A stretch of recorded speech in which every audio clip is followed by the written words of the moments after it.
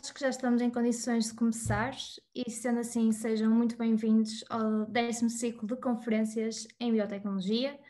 O meu nome é Maria Inês, sou aluna do 2º ano de mestrado em Engenharia Alimentar e hoje vou ser a moderadora desta palestra, que vai contar com duas excelentes oradoras, a engenheira Lília, que é professora catedrática na Universidade de Copenhaga e líder de um grupo de investigação na área dos laticínios. É licenciada e doutorada em Engenharia Alimentar pela Escola Superior de Biotecnologia, tendo-se mudado em 1994 para a Suécia, onde fez um pós-doutoramento na Tetra Pak. E durante 10 anos foi diretora do Departamento de Desenvolvimento de Processos e Tecnologia. Já a engenheira Mónica é igualmente licenciada em Engenharia Alimentar pela Escola Superior de Biotecnologia e certificada em Project Management Professional. Atualmente é gestora de projetos da Tetra Pak, que vão desde o ciclo de vida do produto, transformação de negócio, resolução de problemas, até ao desenvolvimento de produtos de média a alta complexidade. É com muito prazer que recebo estas duas ex-alunas para debater o tema sobre o futuro da alimentação, cujo título é Queremos continuar a comer num mundo maravilhoso, mas será isso possível? Obrigada, Inês. Vamos então dar início às questões e acho importante relembrar, e tal como é referido no texto introdutório da palestra, que a cadeia alimentar é responsável por 70% do consumo de água doce e por mais de 30% das emissões de gases com efeito de estufa. Desta forma, pergunto à engenheira Mónica, de onde é que vêm estes valores tão elevados e quais os fatores / setores podem estar a contribuir para um maior impacto? Sim, obrigada, antes de mais nada, obrigada por esta experiência e peço desde já desculpa se por acaso o meu português não for perfeito, porque como eu estou em Itália há tantos anos e falo sobre estas coisas ou em italiano ou em inglês, é um bocado difícil. De qualquer forma, Inês, como tu dizes, portanto, a cadeia agroalimentar, vamos só, portanto, no fundo, definir o que é que nós estamos a falar sobre isso ou o que é que nós entendemos sobre isso. Portanto, é desde a cultivação, portanto, a parte da agricultura, a parte da pecuária, portanto, dos animais, até à recolha, portanto, passando pela recolha das matérias-primas, a transformação dessas matérias-primas, o embalamento, também faz parte, portanto, o empacotamento, o transporte, que tem um impacto, como nós sabemos, enormes, até ao ponto de consumo, não é? E depois a eliminação dos resíduos. Portanto, o impacto ambiental de tudo isto é enorme. Portanto, agora andar a definir exatamente de onde é que vêm os vários impactos não é fácil, mas sem dúvida, portanto, o transporte tem um impacto enorme e a parte de eliminação dos resíduos, sobretudo embalagens, que utilizamos tanto e até demasiado, tem um impacto enorme. E é, pronto, uma reflexão, portanto, o impacto ambiental nos tempos dos nossos avós na cadeia agroalimentar não era nada disto, né? Portanto, era um bocado diferente. Não havia a globalização que há hoje, não havia a vontade que nós temos agora de comer, será, laranjas durante todo o ano ou ananases durante o inverno. Portanto, agora há necessidade de proteger, de processar os alimentos de uma maneira que não havia antigamente. Portanto, o impacto ambiental aumentou imenso durante estes anos. Portanto, nós, como consumidores, queremos estar confortáveis, queremos estar, queremos ter tudo o que nós estamos agora habituados, não é? Ter mangas, ter laranjas, ter isso tudo. Não vamos à quinta do tio António buscar o leite, não é? Portanto, agora queremos ter tudo muito bem protegido, tudo muito bem cómodo, uma embalagem fácil de verter, provavelmente até com tampas, e tudo isso se soma, não é? Portanto... E, engenheira Lília, quer-nos dar a sua perspectiva, a opinião desta questão? Sim, posso dar, completando um bocado o que a Mónica disse, porque acho que disseste, pronto, muitas coisas que são relevantes e que eu confirmo. os pontos, por exemplo, que eu acho muito importantes neste contexto, percebes? Não sei se já pensaram nisso, mas a produção agrícola tornou-se muito efetiva nos últimos anos, por isso produz-se muito mais em muito menos terra disponível, o que é importante também, porque é necessário para alimentar o número crescente de pessoas que temos no planeta, mas isso tem-se feito à custa de energia fóssil, tem feito à custa de pesticidas ou fertilizantes e tem feito à custa de irrigação, muita água que é necessário para produzir muitas das plantas. Por isso, basicamente, os métodos de cultivo que foram usados e que têm sido fomentados criam muitos problemas e não são sustentáveis, e por isso tem que ser feita uma mudança grande nesse sentido. Por exemplo, costuma-se dizer que talvez 7 vezes mais nitrogênio é produzido na agricultura na Europa do que seria sustentável. Por isso são reduções muito grandes e são transformações muito grandes que eu, pronto, também não pertenço à parte agrícola, por isso não posso dar muitas dicas do que é que se pode fazer aqui, mas acho que é uma parte importante a reconhecer. Outra parte que eu pessoalmente acho muito interessante, que também não sei se já pensaram, que é que temos tido ao longo dos anos uma perca de biodiversidade. Que tem acelerado muito nos últimos anos. Eu não sei se somos conscientes dessa perda de biodiversidade. Por exemplo, se pensarmos o número de linhas e de produtos que são produzidos e que encontramos no supermercado, é bastante limitado a um número de cereais, plantas, digamos assim, e a um número de animais que nós consumimos e que transformamos em produtos mais elaborados. Do número total de espécies que existem, percebes? Podemos comer, que seja 14 mil espécies, eu vi uma vez, talvez sejam consumidas 150, e dessas, se pensarem que a maior parte da energia que nós obtemos, de facto são de 3: arroz, milho, trigo e batatas, de certa maneira. Por isso, é uma diferença muito grande. Nós também sabemos, por exemplo, que a parte de carnes tem aumentado imenso, por isso o consumo de carnes tem aumentado muito nos países desenvolvidos, e claro que vão além desses consumos, vão além dos valores que são sustentáveis. Eu não estou a dizer que carne não seja necessária, mas o consumo em quantidade que se faz não é sustentável. Por isso costuma-se dizer muitas vezes também que as cadeias alimentares estão quebradas. Não sei se já ouviram esta terminologia. Por isso, o que se produz na agricultura, que depois é transformada em produtos alimentares, não está equilibrado, não é? Produz muito que depois não é transformado, transforma-se muito em produtos que não são consumidos porque o consuminte não quer, e isto cria um desperdício alimentar muito grande que tem sido o foco de necessidade, ou há necessidade de mudar. Por isso eu acho que são estes pontos a considerar. Uma resposta longa? Obrigada. Sendo assim, tendo em mente esta problemática, todos estes impactos, quais serão as opções, soluções que há ou que poderão vir a existir para reduzir este impacto? E quais é que poderão ser os maiores desafios para nós que estamos agora a acabar o mestrado ou a licenciatura e que vamos ingressar no mundo do trabalho, ou então também para os já engenheiros na indústria e a trabalhar? Começo eu, Mónica? A embalagem é importante, mas eu vou começar pela minha parte.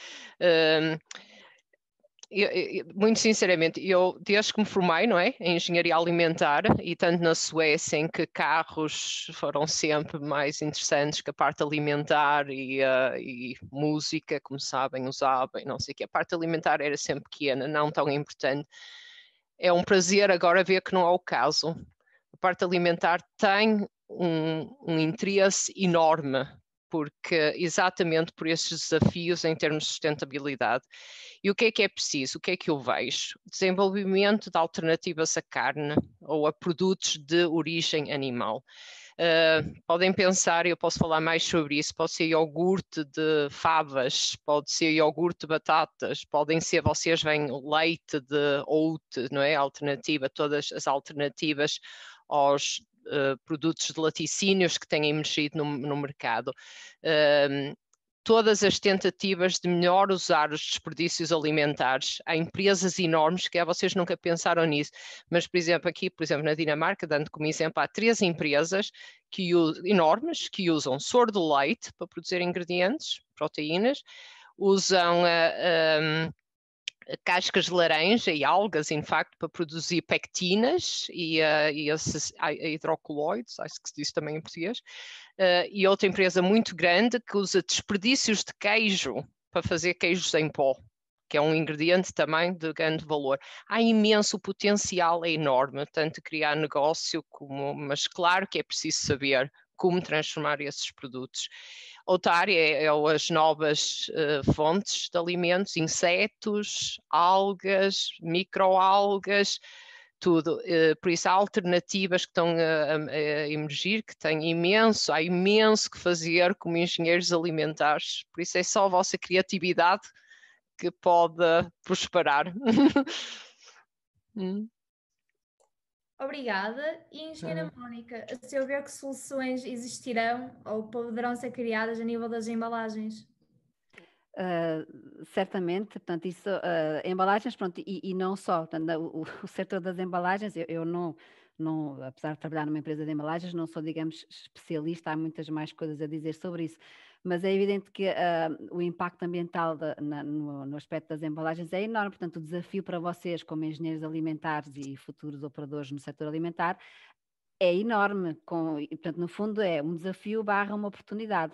É evidente que a melhor embalagem seria a não embalagem, não é? Portanto, eu não tenho nenhuma embalagem, portanto, assim é muito mais sustentável, se pode dizer assim. Portanto, há que minimizar a necessidade de embalagens. Neste momento há uma tendência enorme para o overpackaging, não é? Portanto, é tudo overpackaging, tudo super embalado, tudo super produzido. Portanto, há que tentar diminuir as quantidades ou melhor, as necessidades de ter estas embalagens assim tão overspec, portanto, não sei como é que é dizer, mas são overspec.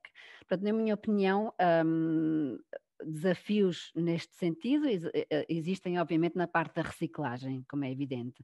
Portanto, reciclar de maneira sustentável é um desafio grande. Nós, pronto, como empresa onde eu trabalho, fazendo embalagens que são multi-acopiati, agora não vem a palavra em português, mas são multistrato, exato. Multistrato são à base de papel, portanto são consideradas, digamos, embalagens de papel, mas é lógico que tem o alumínio, tem o plástico, não é? São vários tipos de plástico. Portanto, nós temos, portanto, e cada uma delas tem a sua função, portanto, tentar arranjar alternativas sustentáveis, por exemplo, para substituir o alumínio, é uma área com certeza de muito interesse. Neste momento estamos já a colaborar com fornecedores de polímeros que são alternativos ao alumínio, porque isso é uma das coisas mais difíceis também de desacopiar, digamos assim. E que sejam biodegradáveis, pronto, não é? Que sejam mais fáceis de reciclar. Outra área que eu também acho que é interessante é a área do reutilizo, portanto, reutilizar as embalagens, não é? Portanto, tentar dar-lhe uma outra vida. Depende do setor onde se está a operar, não é? Mas isso também é uma outra área. Portanto, quando a gente pensa no ambiente, no setor alimentar e no setor das embalagens, às vezes pensamos só na reciclagem, mas o reutilizo, e também vamos falar mais disso durante a conversa, é muito interessante e muitas das vezes nós não pensamos nisso, pensamos só na reciclagem, não é? Depois, portanto, falar nos desafios que vocês têm. Pronto, a minha opinião é que todos estes desafios que vão haver, sem dúvida nenhuma, e todas estas oportunidades que vão haver, sem dúvida, para vocês, terão que ser normalizadas, portanto terá que haver um dos grandes desafios que vocês vão ter no futuro, o mundo é cada vez mais global, é ter a necessidade de haver acordos globais, assim como temos os acordos globais do climate change, não é? Também devia haver acordos globais, e com certeza que já há movimentos nessa zona, mas devia haver mais, para regulamentar a cadeia agroalimentar.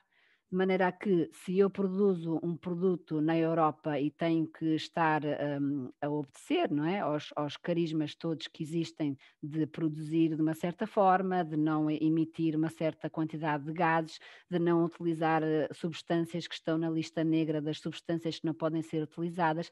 Portanto, tudo isso tem custos, não é? Tem custos de desenvolvimento, tem custos de produção. Portanto, no fundo, o meu produto vai ser bom, mas vai ter um certo custo, embora eu possa vendê-lo na Europa. Se depois vem um produto da China, que inclusivamente com o transporte, com tudo, acaba por ser mais conveniente porque não tem estes carismas, não está muito justo, não é muito fair. Portanto, eu penso que um dos desafios que vocês têm, e acho que poderiam incentivar a discussão global, é a procura deste tipo de acordos. Porque no mundo global como nós temos, não há possibilidade de combater. Portanto, tem que haver, o que é que eu quero dizer com isto? Tem que haver respeitar o ambiente, sem dúvida nenhuma. Portanto, fazer coisas sustentáveis.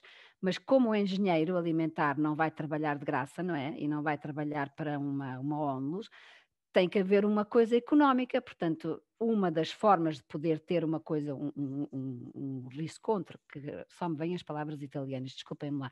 Portanto, uma das opções para terem uma conveniência económica passa pela regulamentação. Portanto, eu julgo que isso é um dos maiores desafios que também vocês vão ter no futuro. Correto, obrigada. Já foi aqui referido pela engenheira Lília que uma das soluções para este impacto da cadeia alimentar seria a produção de produtos alternativos. Contudo, estes produtos estão associados a custos de produção maiores, não só porque a procura é inferior, mas também porque a sua produção é menor. Sendo assim, será que há mercado que justifica a introdução destes produtos alternativos? Se sim, então como é que estes produtos podem ser mais acessíveis à população? Engenheira Lília, não sei se nos gostaria de ajudar a esclarecer esta questão. Lília, tens o micro desligado. Já liguei? Boa, Inês, é uma pergunta interessante e claro que é um ciclo vicioso, não é? Em que entramos de criação de necessidade, produção e eu acho que, eu vou dizer um bocado a minha perspectiva do que tenho visto aparecer nestes países como isto tem sido feito.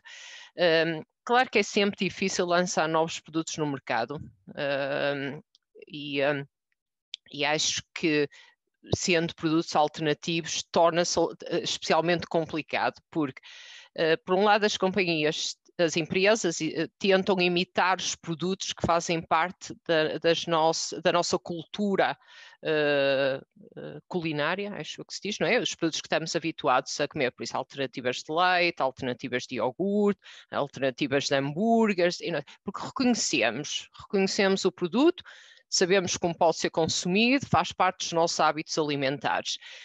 Mas depois, e claro, a ideia tem sido substituir as proteínas animais por proteínas vegetais, não é? Mas depois começa o dilema. Transformar esses produtos é complicado, porque é difícil produzir produtos que tenham o mesmo sabor, que tenham a mesma textura, que tenham... E então começa o dilema, porque depois os produtos não são tão bons e os custos tecnologicamente para desenvolver estes produtos são muito altos. Por isso a produção destes produtos acaba por ter um custo, não é? Que tem que ser pago de alguma maneira, não é? Depois tem outro dilema também em relação a estes produtos agora de origem vegetal, é que as empresas também querem produzir produtos à custa de matérias-primas que sabem que podem ser fornecidas, não é? Que têm, como é que é dizer? Por isso, fornecedores que são agora perdi a palavra, que são capazes de entregar os produtos na quantidade que é necessária. E isso também faz com que não haja, neste momento, disponibilidade de muitos desses materiais. Por isso, a seleção dos materiais com que a indústria pode produzir hambúrgueres ou sei o quê, é limitada. E por isso, sendo limitada, também se torna mais cara, não é? E tornam-se os produtos mais difíceis de ser desenvolvidos. Por isso, quer dizer, eu vou dizer mais ou menos o que eu tenho visto na Suécia e na Dinamarca, que de facto o número de produtos tem aumentado no supermercado, mais na Suécia que na Dinamarca, por isso a quantidade de prateleiras no supermercado, que antigamente tinha-se, não é, a parte da carne, das salsichas, agora tem uma parte de produtos vegetais que tem aumentado de ano para ano. Claramente vê-se com os olhos o aumento desses produtos.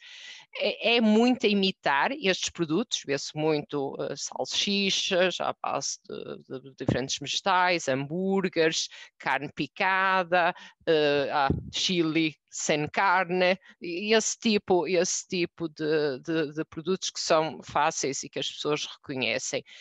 E depois, claro que esses produtos tentam competir em preço com as suas alternativas de carne, o que muitas vezes também é possível, porque a carne também é cara aqui, pelo menos também nestes países. Por isso, eles têm encontrado, em alguns nichos de produtos, de facto, encontrar preços que são compatíveis em termos de preço. Ou então, que é o que também acontece, as pessoas estão dispostas a pagar mais. Em alguns destes produtos, vê-se claramente que as pessoas estão dispostas a pagar mais pelo facto de contribuíram para um planeta mais saudável.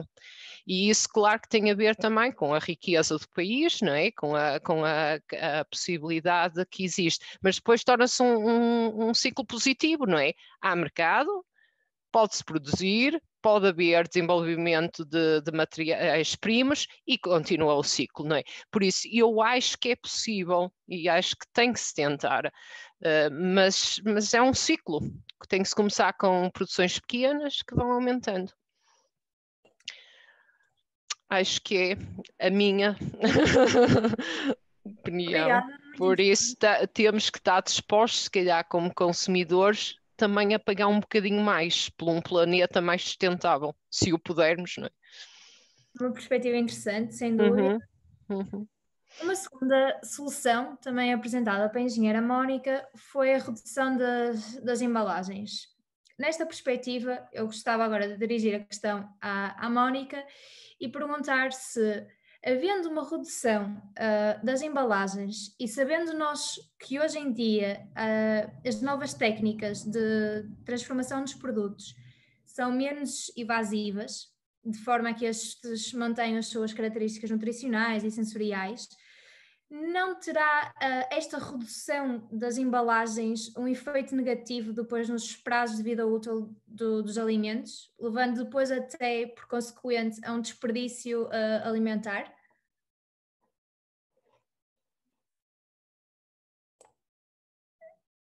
Mónica, um micro. Desculpem, é uma pergunta muito interessante, e obrigada por ela. Não é fácil de responder, mas de qualquer forma queria começar por dizer o seguinte, pelo menos da experiência que eu tenho pela empresa onde eu trabalho. Portanto, como eu estava a dizer há bocado, há uma tendência para fazer um overspec das embalagens e um overspec do processamento térmico de maneira a manter o prazo de validade muito longo.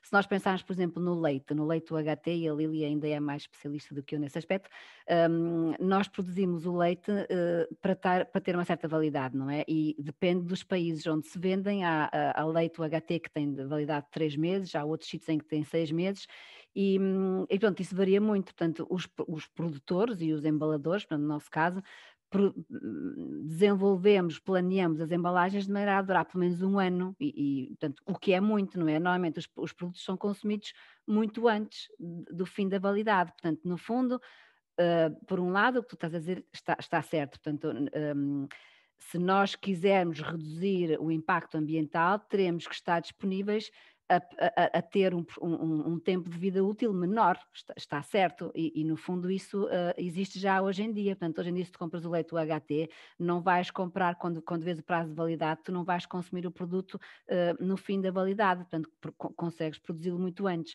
E agora também há, provavelmente aqui em Itália, provavelmente também deve haver em Portugal, aquele setor dos supermercados que vendem produtos mais baratos, os que estão mais perto do fim da validade, não é? Porquê? Porque realmente é um prazo de validade muito, muito amplo. Portanto, eu penso que um dos desafios também para vocês é tentar mudar o mindset das pessoas para tentarem fazer um consumo um bocado diferente e para quererem ter como diz, uma exigência em termos do prazo de vida dos produtos diferente do que há agora. Claro, sempre em relação obedecendo aos critérios legais, isso é evidente. Por outro lado, quando se fala de novos materiais de embalagem, portanto sustentáveis e assim, há um ponto cardinal que tem que ser mantido, evidentemente, nós e a nossa concorrência, com certeza, que é a manutenção da asepticidade, não sei se isto se diz, portanto, a manutenção da esterilidade do produto e a manutenção das características organoléticas do produto. Portanto, eu não posso ter um material mais sustentável porque é feito, sei lá, de um bio ou qualquer coisa, mas que depois deixa-me entrar o oxigênio ou deixa-me entrar a luz e depois vai-me degradar o produto. Portanto, na procura destes novos materiais, e aí está também mais um desafio para vocês, têm que tentar arranjar materiais sustentáveis, não é? que tenham um impacto menor sobre o ambiente, mas que mantenham a capacidade de proteger. E depois, ao mesmo tempo,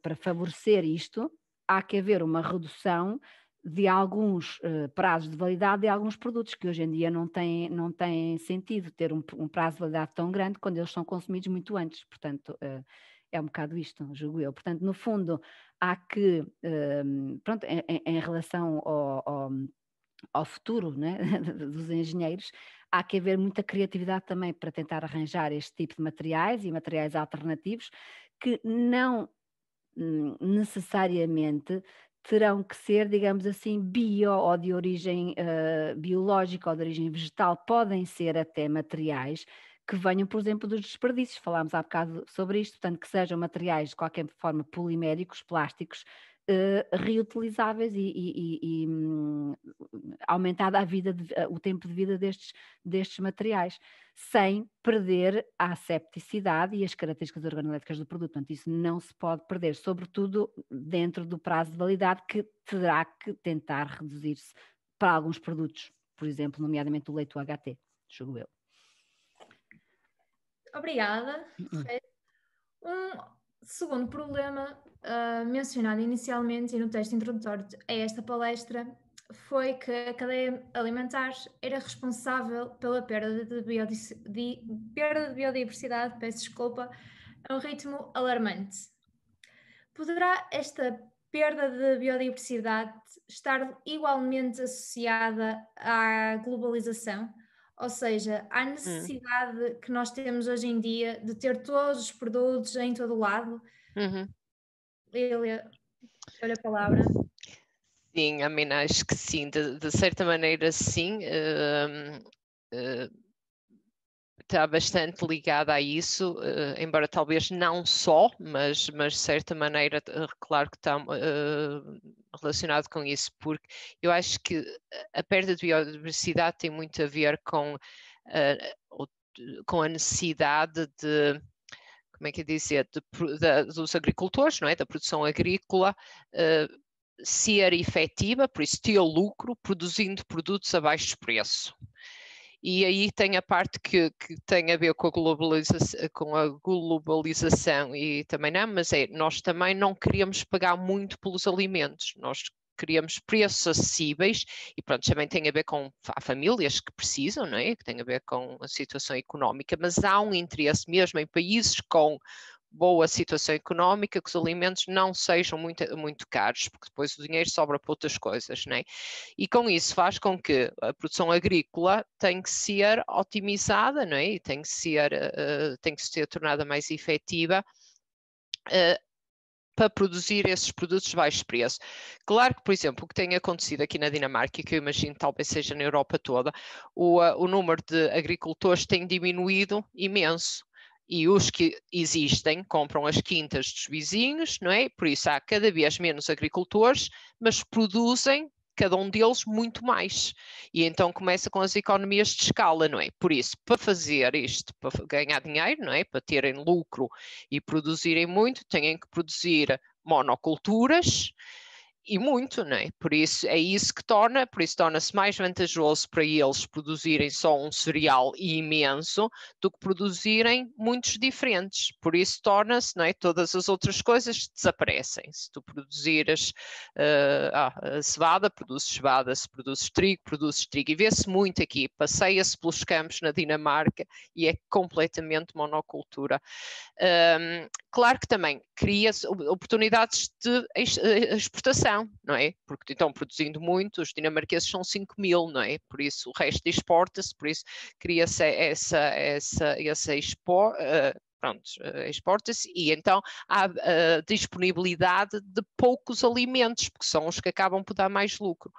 E claro, de certa maneira tem a ver, como digamos, com a nossa capacidade ou de não querer pagar também muito.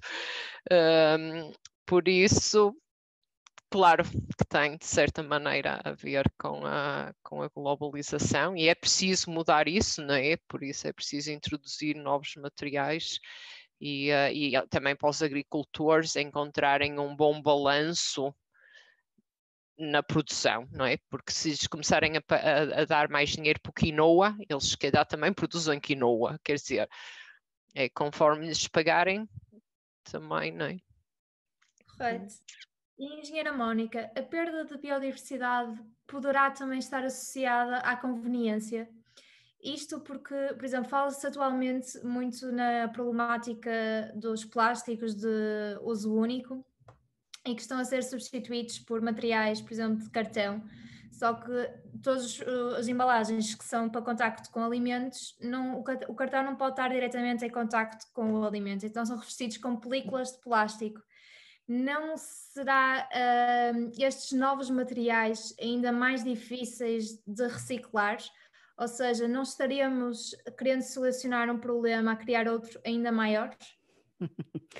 É uma ótima pergunta, a excelente pergunta que eu própria também faço a mim mesma e à qual eu não sei responder, portanto vou já dizer isso, eu não sei responder. Ou melhor, temo que tenhas razão, portanto no fundo temo que tenhas razão, porque às vezes fazemos estas leis, portanto este SUP, né, o Single Use Plastics que foi feito na Europa e que está a condicionar o desenvolvimento no nosso caso, de embalagens. Nós temos que obedecer a este tipo de coisas e neste momento, por exemplo, estamos a fazer palhinhas de papel, o que também é extremamente difícil. E é lógico que nessa palhinha de papel também tem que haver uma certa impermeabilização, portanto tens que procurar produtos que sejam compatíveis com a alimentação, mas que sejam impermeabilizantes. Portanto, lá está de novo a criatividade que é necessária haver e que vai haver muita no futuro, portanto nesse aspecto acho que vai haver ótimas oportunidades para vocês. Portanto, tudo isso tem que ser depois, como tu disseste, reciclável de uma certa forma, não é? Portanto, depois depende da seriedade e do controle das autoridades em verificar que assim seja. Portanto, eu não sei se, por exemplo, os copinhos de papel que nós agora vemos nas máquinas de café, que talvez tenham um certo impermeabilizador, se isso não será um problema maior. Portanto, eu não sei responder. O que eu sei responder é, pelo menos por aquilo que nós temos feito, portanto, tem que haver uma procura séria destes produtos alternativos que têm que ser compatíveis, quer com a alimentação, quer com a maneira depois de os reciclar posteriormente. Pronto, e uma das coisas que nós até falámos durante as nossas conversas anteriores a esta palestra foi que, por exemplo, agora há uma tendência muito grande, a Lília também dizia isso, sobretudo nos países do norte da Europa, mas também começa-se a ver aqui nas empresas, quando se podia trabalhar, porque agora com o Covid não se vai trabalhar para lado nenhum, não se vai para as empresas, utilizar a caneca, portanto, utilizar a canequinha pessoal, não é? Portanto, tens a tua canequinha, vais à máquina de café e pronto, é single use, lá está. É single use, mas é single use, quer dizer, não é single use, é só para ti, portanto, só tu é que estás a usar, portanto, aí vais diminuir e muito, pelo menos uma empresa que tem 900 trabalhadores, como por exemplo nós temos em Modena, diminui muito a quantidade de plásticos que se deita no lixo, não é? Portanto, isso também é uma ideia.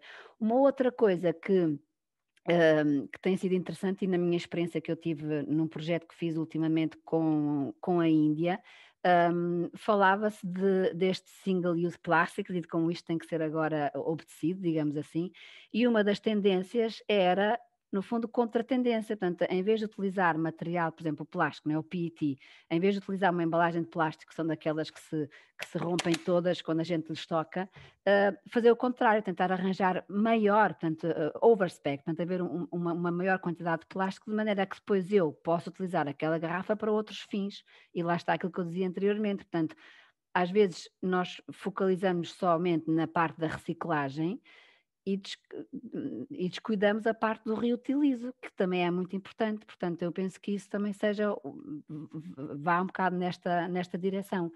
E pronto, sempre em relação a este assunto dos single-use plastics e da maneira como se tem que enfrentar esta situação, esta problemática, é a famosa economia circular, portanto, com certeza que já ouviram falar, não é?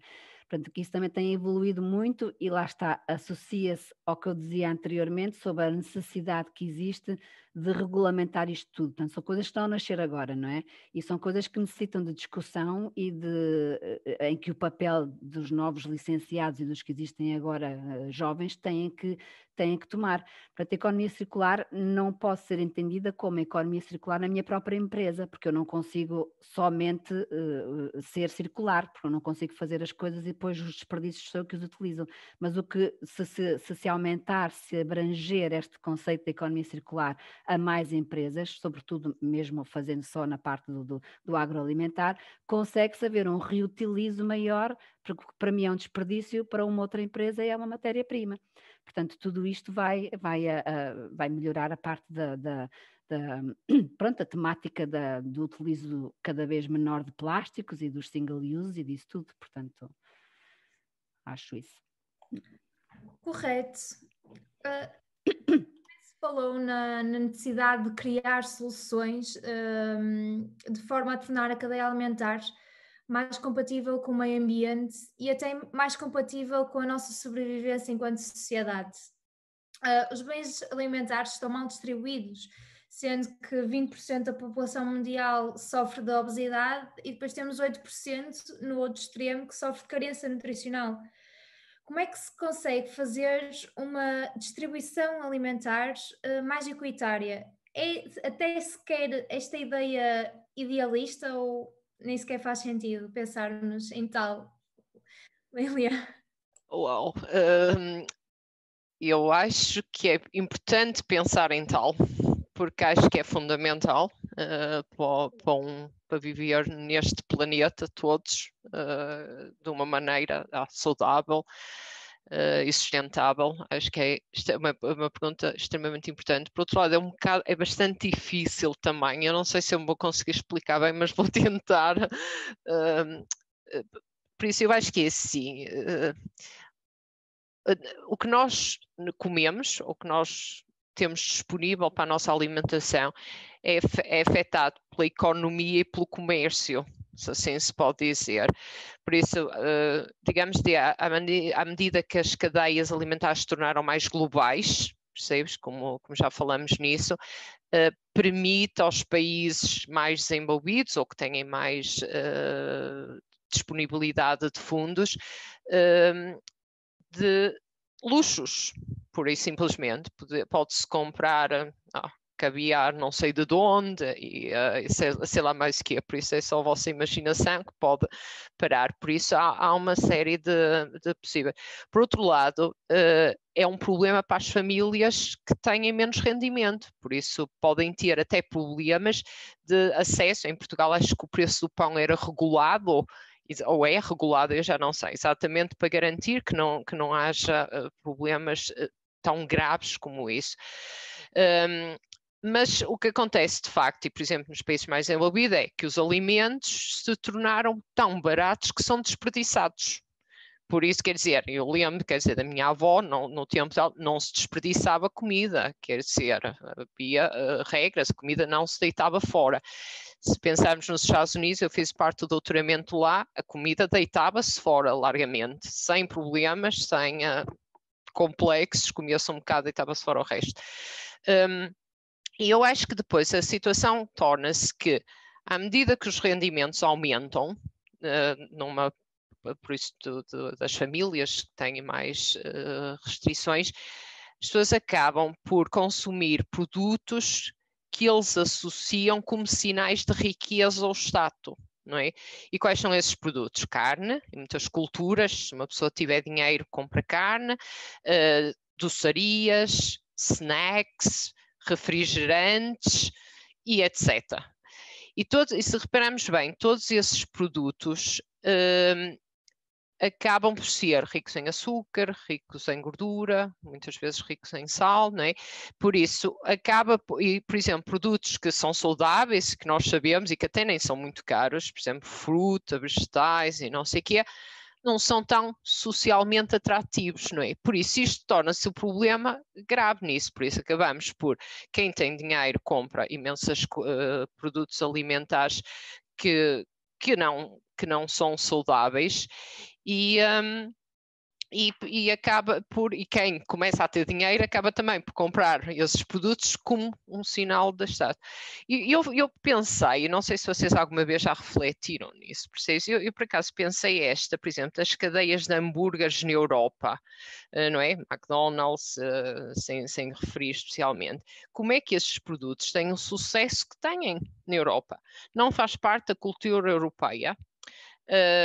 Não são baratos, não podemos dizer que são produtos de facto baratos, mas se calhar é um luxo que é acessível, não é? Por isso, pode-se tornar uma indulgência que de certa maneira é acessível.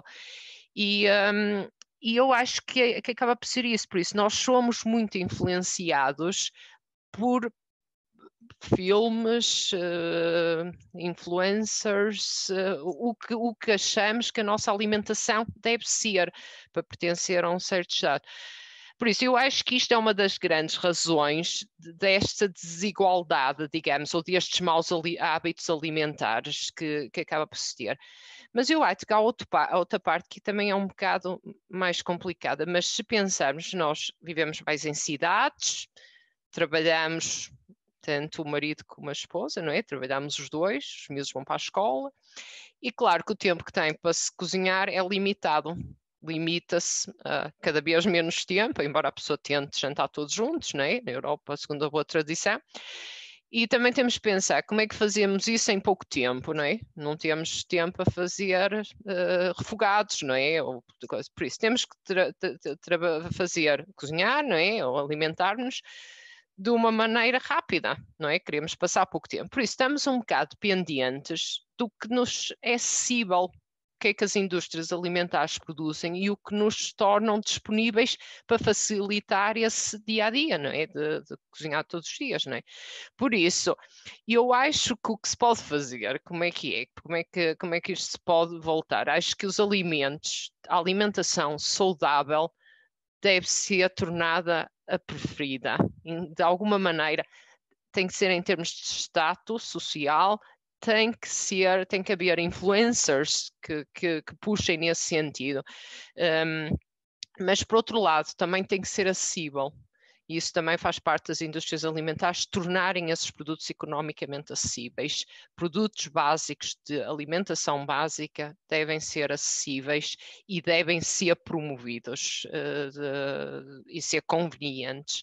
Por isso eu acho que é importante esta parte de comunicação, de influenciar, porque nós somos influenciados e influenciar na direção rápida.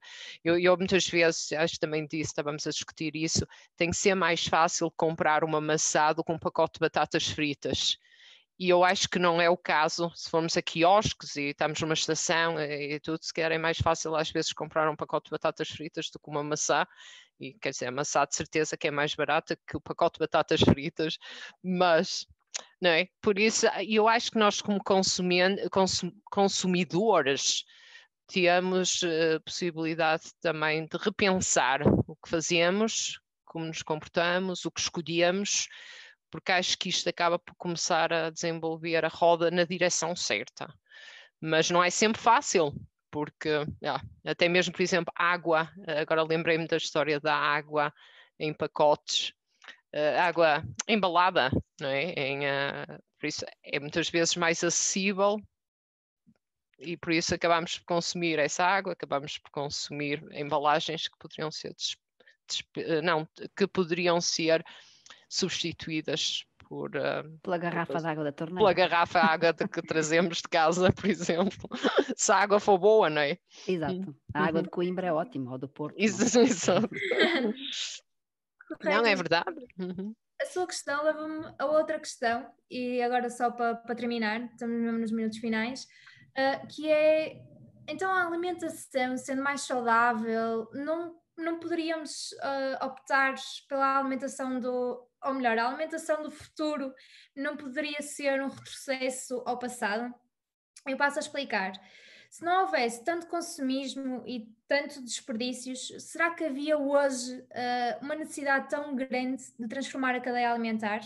E quero abrir também para finalizar esta questão às duas oradoras. Não sei quem é que quer começar. Mónica, o micro. Estava a perguntar à Lídia se querias que eu te desse um bocadinho de tempo, já que falaste tanto.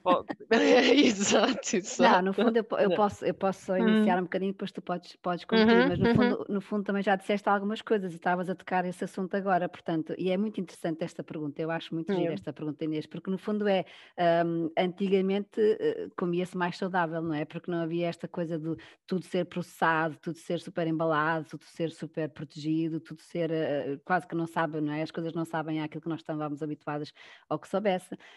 Portanto, lá está, é a globalização versus uma coisa mais sustentável. Portanto, como estavas a dizer tu, Lília, só queria construir sobre aquilo que estavas a dizer, que dizias, nós como consumidores temos que ser um bocadinho mais responsáveis, temos que ser um bocadinho, pensarmos mais e disseste muito bem, refletir, e disseste muito bem sobre os influencers, não é? Portanto, eu gostava de partilhar a minha visão sobre isto. Portanto, não é fácil, como tu dizes, nós somos influenciáveis e as novas gerações ainda mais, porque como tu dizes, o pai trabalha, a mãe trabalha, não há tempo para nada, quase não se conversa durante as refeições. Onde é que eles vão buscar as informações? É nas internets, é nos influencers, é nos Facebooks ou na escola. Portanto, eu acho que em termos culturais, se nós quiséssemos efetivamente modificar as coisas de maneira a que fiquem para o futuro, eu julgo que deveria haver também uma sensibilização a nível de educação alimentar, assim como há talvez educação cívica. A educação alimentar, como tu dizias, é mais fácil comprar um pacote de batatas fritas, não é, do que comprar uma maçã. Eu sei que na Suécia e na Dinamarca, vocês nas lojas vendem as maçãs, coisas que aqui no sul da Europa isso não se vê. Mas eu penso que isso poderia ser levado por uma exigência dos jovens, se eles tivessem esse tipo de educação. Portanto, eu acho que passa muito também sobre a escola, sobre a educação do início das gerações. Portanto, não pode ser uma coisa que vem agora assim de um momento. Portanto, eu penso isso, mas sem dúvida nenhuma é mais sustentável a famosa o leite do tio António, como dizíamos no início. Exato, se conseguirmos apanhar o leite do tio António. Pois. Não, eu concordo, mas eu acho que é assim, eu penso que se calhar não devemos ter medo de retorcer ao passado, porque não era tudo errado no passado, também não era tudo certo, mas também houve experiências que se fez e se viu, talvez fosse melhor no passado, não é? E acho que é preciso ter essa abertura de avaliar o que funcionou, o que funciona e o que poderia funcionar no futuro, baseado na experiência que se tem do passado, não é? Eu apanhei um exemplo que acho giro, por isso vou partilhar. em Ghent, na Bélgica, não sei se há uma cidade que possivelmente vocês conhecem, as autoridades municipais aqui há uns anos decidiram lançar uma estratégia alimentar para reduzir o desperdício alimentar e promover a produção local e consumo de alimentos saudáveis, e também queriam criar cadeias curtas, também se fala muito, cadeias alimentares, por isso o produtor está muito próximo do consumidor, que em Portugal até há algumas, não é? As nossas feiras não deixam, são mais ou menos isso, mas dessa maneira eles, por exemplo, criaram isto e conseguiram, através disto, em 2 anos, conseguiram distribuir 1000 toneladas de resíduos alimentares para 57 mil crianças, né? E criaram 42 hortas nas escolas que produzem fruta e vegetais para alimentar as crianças nessa escola. Percebes? Por isso, com isso conseguiram reduzir os custos por isso, de alimentação na escola, produzindo junto com os miúdos o que fosse possível produzir.